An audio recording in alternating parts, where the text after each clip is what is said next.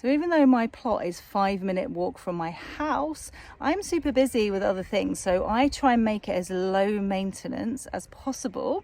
And I also like to have time to just chill out and relax in space, as well as doing garden jobs.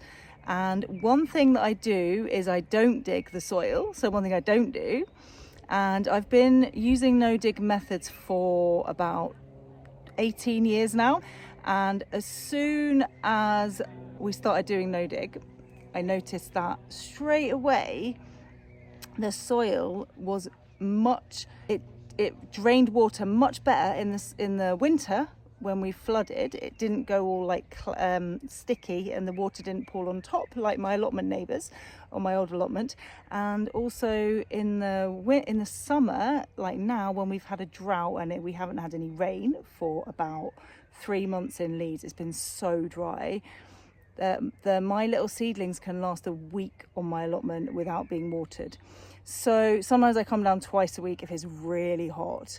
But most of the plants here can stand once a week. And that is really, really, I think, due to the fact that I add decent compost, which I make at home in my compost bins every year, spread it on top of the soil, and I do not dig the soil.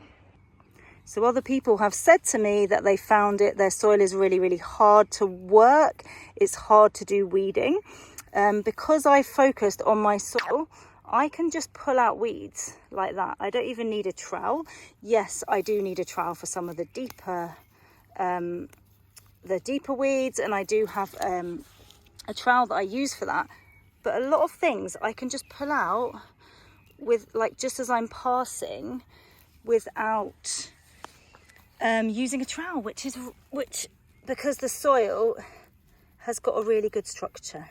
This is bindweed. This allotment was a meadow when I got it, so I get a lot of plants come up.